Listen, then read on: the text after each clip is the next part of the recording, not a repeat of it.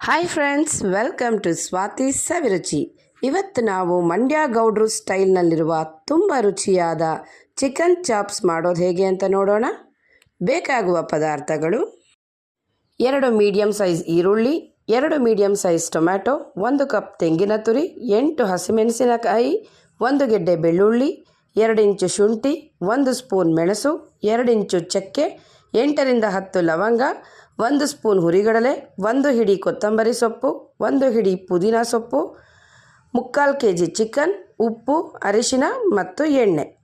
ಮಾಡುವ ವಿಧಾನ: ಮೊದಲು ಸ್ಟವ್ ಮೇಲೆ ಕುಕ್ಕರ್ ಇಟ್ಟು ಕಾದ ನಂತರ ಸುಮಾರು 2 ಟೇಬಲ್ ಸ್ಪೂನ್ ಎಣ್ಣೆ ಹಾಕಿ ಇದಕ್ಕೆ ತೊಳೆದ ಚಿಕನ್ ಹಾಕಿ 1 ಟೀ ಸ್ಪೂನ್ ಅರಿಶಿನ ಹಾಗೂ 1 ಸ್ಪೂನ್ ಉಪ್ಪು ಹಾಕಿ ಚೆನ್ನಾಗಿ ಮಿಕ್ಸ್ ಮಾಡಿ ಬೇಯಲು ಬಿಡಿ.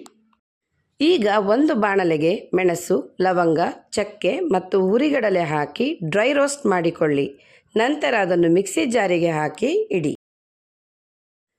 ಮತ್ತೆ ಅದೇ ಬಾಣಲೆಗೆ 1 ಸ್ಪೂನ್ ಎಣ್ಣೆ ಹಾಕಿ ಅದಕ್ಕೆ ಈರುಳ್ಳಿ, ಬೆಳ್ಳುಳ್ಳಿ, ಶುಂಠಿ ಹಾಗೂ ಹಸಿಮೆಣಸಿನಕಾಯಿ ಹಾಕಿ ಚೆನ್ನಾಗಿ ಹುರಿಯಿರಿ.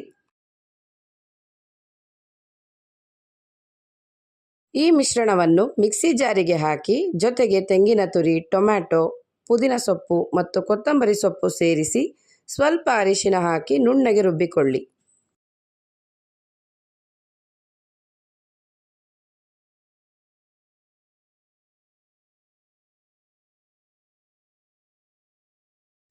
ಈಗ ಕುಕ್ಕರ್ನಲ್ಲಿರುವ ಚಿಕನ್ ಚೆನ್ನಾಗಿ ಎಣ್ಣೆ ಬಿಟ್ಟಿದೆ. ಇದಕ್ಕೆ ರುಬ್ಬಿದ ಮಸಾಲೆ ಮತ್ತು ಸ್ವಲ್ಪ ನೀರು ಹಾಕಿ ಚೆನ್ನಾಗಿ ಮಿಕ್ಸ್ ಮಾಡಿ ಕುಕ್ಕರ್ನ ಮುಚ್ಚಳ ಮುಚ್ಚಿ 1 ವಿಸಿಲ್ ಬರುವವರೆಗೂ ಬೇಯಿಸಿ. ವಿಸಿಲ್ ಬಂದ ನಂತರ ಸ್ಟವ್ ಆಫ್ ಮಾಡಿ ಕುಕ್ಕರ್ ಮುಚ್ಚಳ ತೆಗೆದರೆ ಬಿಸಿ ಬಿಸಿಯಾದ ಮಂಡ್ಯ ಗೌಡ್ರು style chicken chops ready to serve. ಈ ಚಾಪ್ಸನ್ನು ಇಡ್ಲಿ, ದೋಸೆ, ಪೂರಿ, ಚಪಾತಿ, ರೊಟ್ಟಿ, ಮುದ್ದೆ ಅಥವಾ ಅನ್ನದ ಜೊತೆ ತಿನ್ನಲು ತುಂಬ ರುಚಿಯಾಗಿರುತ್ತದೆ. ಒಮ್ಮೆ ಟ್ರೈ ಮಾಡಿ, ಖಂಡಿತವಾಗಿಯೂ ನಿಮಗೆ ಇಷ್ಟವಾಗುತ್ತದೆ. ಈ ವಿಡಿಯೋ ನಿಮಗೆ ಇಷ್ಟವಾದರೆ ಲೈಕ್ ಮಾಡಿ, ಕಮೆಂಟ್ ಮಾಡಿ, ಶೇರ್ ಮಾಡಿ.